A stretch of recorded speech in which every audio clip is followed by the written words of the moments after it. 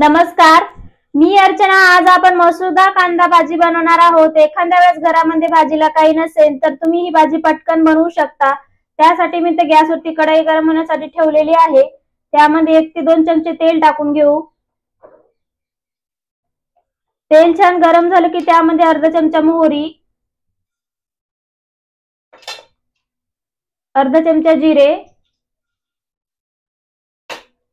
जिरे मोहरी छान तडतडली की त्यामध्ये 5 ते 6 कढीपत्त्याची पाने,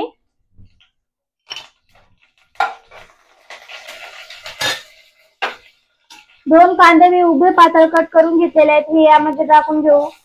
जेवढे जास्त आपण या भाजीला कांदे टाकू तेवढीच ही भाजी खूप छान लागते खायला, त्यामुळे कांद्याचं प्रमाण जरा जास्तच टाकायचं। कांदा छान 1 ते 2 मिनिटं परतून घेऊ, थोडासा कलर चेंज होईपर्यंत। कांदा छान परतलेला आहे, यामध्येच बारीक करून घेतलेलं लसूण टाकून घेऊया।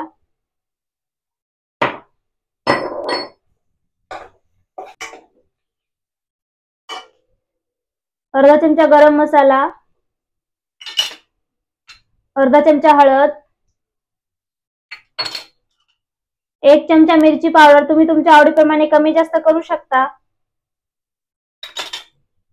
मसाले छान परतून घेऊ।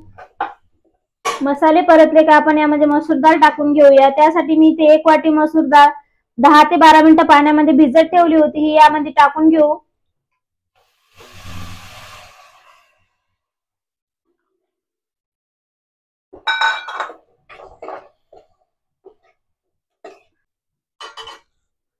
चवीनुसार मीठ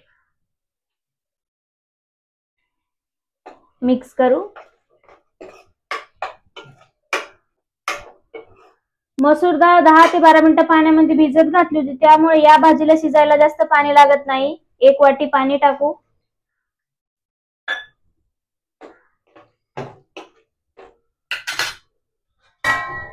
झाकण ठेवून 4 ते 5 मिनिटं ही भाजी शिजवून घेऊया मीडियम गॅसवर।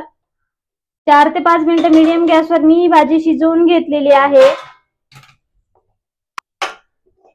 भाजी बनवून तयार आहे। वरून बारीक चिरलेली कोथिंबीर तुम्ही अगोदर पण टाकू शकता, पण मी इथे शेवटी टाकत आहे। मिक्स करून घेऊ। गॅस बंद करते आणि तुम्हाला भाजी प्लेटमध्ये काढून दाखवते। मसूर डाळ कांदा भाजी बनवून तयार आहे। कशी वाटते तुम्हाला आजची रेसिपी? व्हिडिओ आवडल्यास व्हिडिओला लाईक, शेअर आणि चॅनलला सबस्क्राईब नक्की करा। भेटूया अशाच एखाद्या नवीन रेसिपी बरोबर। Bye bye.